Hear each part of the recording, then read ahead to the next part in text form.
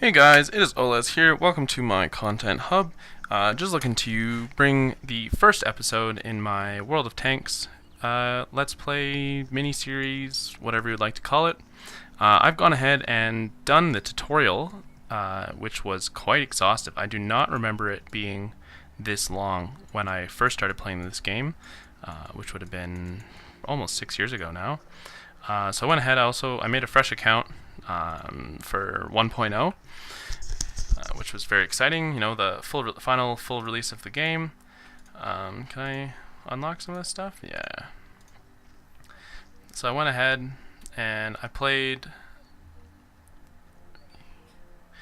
through the full tutorial.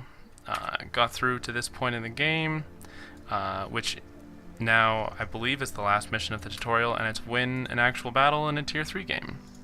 So I think this is a regular battle. I guess we'll find out. One thing that's really cool that they've added is all of these little tutorial tips during the loading screen. They're incredibly useful for new players. The resources to getting into this game are way far and above what they used to be. It used to be quite difficult, quite a difficult learning curve. Load in here and see what we've got in the final bit of this tutorial. The first bit was just kind of driving around and stuff, and oh, it looks like these are also bots. Those look like some bot sort of names, but that's alright, I guess. Still a nice full battle. This map is called Mines, I believe, but the biggest advantage to this map is whoever can control this huge hill in the middle, because you can get shots down pretty much the whole map. Get nice, if you got good view range, you can see kind of everywhere. Looks like we're the only tier 3 team, which is nice to get a huge advantage like that. You also get to start off, you could have started with the Americans or German tanks. I decided to start with Russians. I don't really know if there's much of a difference for if you start with the other ones, if you get to start on a different map or anything. What I'm doing right now is using this rock to cover my reload. So if you're a new player, one of the things that is really good about hard cover like this is that it's indestructible. So while I'm reloading, I can pull back behind the bush and they won't be able to shoot me. So reload, pop out, pop a little shot into that British tank, tier 2, like with Vickers, I think. Get another one there. So now that we've kind of cleared the way, we'll be able to push all the way up onto the hill without taking too much damage in the side. Let's do that. Oh, he destroyed my tracks. Just get a quick repair on that. Avoid his shell. Looks like we got a BT-7 up here causing trouble. Oh, there he goes. I'm not really sure if these are supposed to be fairly difficult or anything like that. I can see how this would be much more difficult if you didn't really know where a lot of things were. So anyone who's really starting with the new 1.0 update obviously will have this kind of tutorial will be very helpful for them. No one is over there, looks like. It's interesting playing against, right as I walk away, it's interesting playing against bots because they do things that human players don't usually do, but that's okay. Let's see if I can get my gun down. Zoom in a little bit, and we want to just pop shells right into the side of his turret here. You can see this green indicator means I will easily penetrate. Take that kill.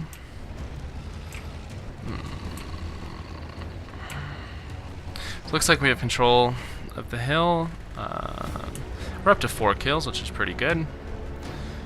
Flying along. Let's see if we can get through, get some shots, flanking shots on these guys. So I'll start up here with this M2 medium. Back up a little bit so the Techo can't really get shots at the main part of my tank.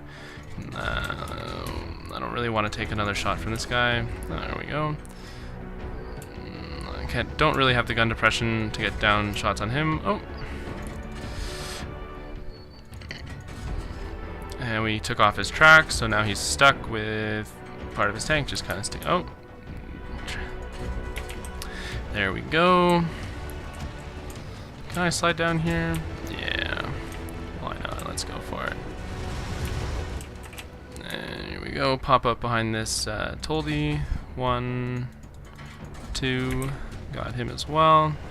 These the faint red dots on the mini map, like over here, mean that there was a tank that was spotted but is no longer spotted. So you can use those to figure out where the guys might be. Let's pop in. Oh, bounced. Uh-oh. He's angled kind of funky, so that's unfortunate. But we still managed to shut him down. I have shots on him. No.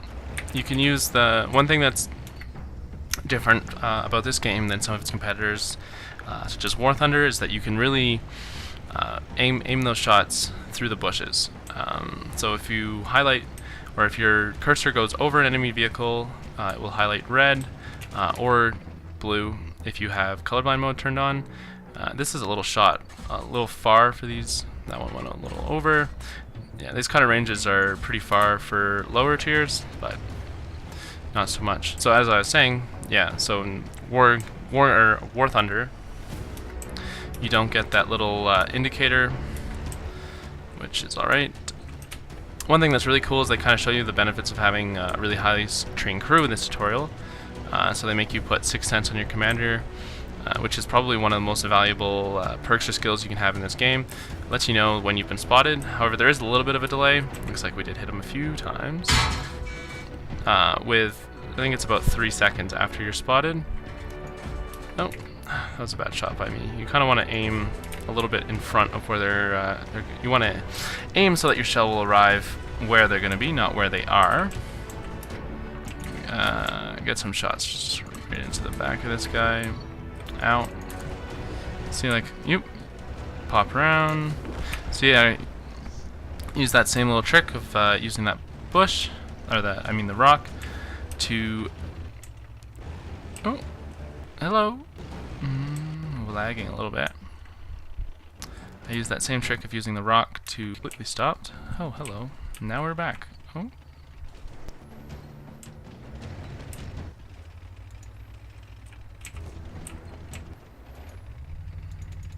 To low aim there, and just because things seem not to be working very well. Oh, and we get the and some premium account time, so that's pretty awesome. A nice chunk of credits, about 1,000 free experience.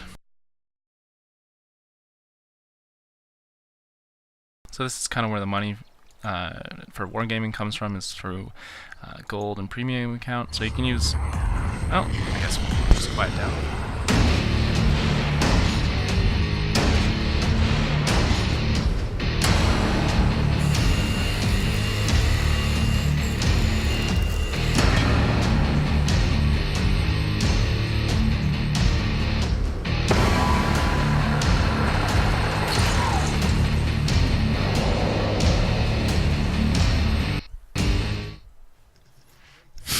So that was actually a really cool little animation there. Showed some KV-1 turrets, I believe, being molded and slapped down on those hulls. And maybe now we have the full game. So it's nice. It looks like you start off with some couple days of time, which will help rush through those lower tiers. Some gold. I haven't really decided what I'm going to do with that yet. And that's nice too. You get to keep what you earn the tutorial. So that's nice. I guess if you wanted to get a head start up one of the trees, you probably should have picked the vehicle that most likely aligned with where you think you're going. So if you're a new player and this is your introduction to the game, well, I guess I'll just quickly run through the tech trees, and that'll probably be where I end it. So right now there are 9 different nations, soon to be 10. The introduction of the Italian tanks very shortly. So starting off here, we have the American tech trees. American vehicles are characterized by fairly good gun depression, especially in the heavy and medium lines, as well as very, very strong frontal turret armor. So if you want to do what's called going hull down, where you only kind of reveal the turret of your tank, use that to gain a tactical advantage shooting your opponents, and they're not as able to return damage. We have the German tanks. There's a ton of German tanks in this game, just due to the sheer number of tanks that were developed or just even theorized about by the Germans in World War II. These ones are kind of generalized through the mid tiers as kind of snipers, and once you get up to the higher tiers you get some super heavies, and again styling with those kind of sniper long range tanks. Then we have the USSR, or the Russian tanks. The Russian tanks, very fast, very mobile. They all have very strong turrets, but they don't have the gun depression of the Americans. So if you can find positions that you can go haul down, they have a characteristic of these round turrets. You can't really see. Oh, I guess you can. That's interesting. I never knew you could do that. So you have these nice round turrets. You can see some little indents here. You can get a lot of auto ricochets off of vehicles like that with those bubble sort of turrets. We have the British, again, lightly armored, fast, mobile. I personally very much enjoy these. We have the French. Until recently, they only had auto-loading tanks, which basically means you load a full clip of ammunition, very short time in between shots. So say your clip size is 5, you get to fire 5 shots with only a few seconds delay in between each shot, but then you are reloading another magazine for much, much longer. So it's an interesting gameplay mechanic. Obviously, very, very skilled players able to use that to burst down other tanks, especially later in the game. You can rack up quite a few kills. The Czechoslovakian tanks, another new addition. They only have one line of these light medium tanks. Ends with a very nice the TVP T50/51, beautiful machine. Very, very high damage per minute and an amazing auto-loading clip, similar to some of those French ones. We have the Japanese lines. These ones are characterized, especially mostly by these heavy tanks. They're straight up super heavies from tier 5 straight to tier 10.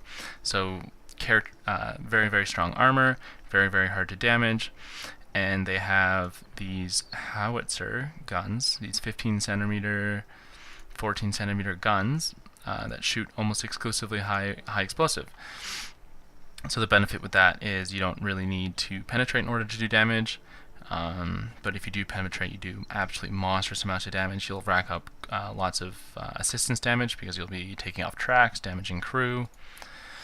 Then we have the Chinese vehicles. These ones are very, very similar to a lot of the Soviet vehicles, but it does have my personal favorite tank in the game, which is the 113. And we finished it off with the Swedish tanks. So the Swedish tanks, again, characterized. They have these auto loaders in the higher tier heavies, I believe. Might just be the Kranvagn now that I think about it. And their tank destroyers have, from the UDESs on, have this interesting mechanic called siege mode. Basically, they can move quite quickly without being able to rotate. Let's see if I can. I'll show you on this. So as you can see, the gun is almost entirely facing forward. There's no turret traverse, there's no ability to kind of aim the gun differently without moving the whole vehicle. So the way that they work around this is with siege modes. When you're in siege mode, your tank becomes very, very slow, but you're able to aim the gun. When you're in kind of regular mode, you can't aim the gun. It'll only fire directly straight, but you're quite quick. You can nip around the battlefield, get into position. They're also very, very sneaky, and they have incredible slope on their armor, which is very, very helpful in this game, as shells at extreme angles will just auto-ricochet off. So that kind of concludes where I wanted to get through today. In terms of what you can expect to see from me in the future, I think we'll start off, since I should choose the Russian line, I think we'll start off heading our way down here. try to get towards that KV-1. Obviously, a very, very popular tank, very strong armor, and really influential on the Eastern Front. So I think that's a very good place to start. So anyways, that's all from me today. Hope you guys enjoy, and hopefully see you soon.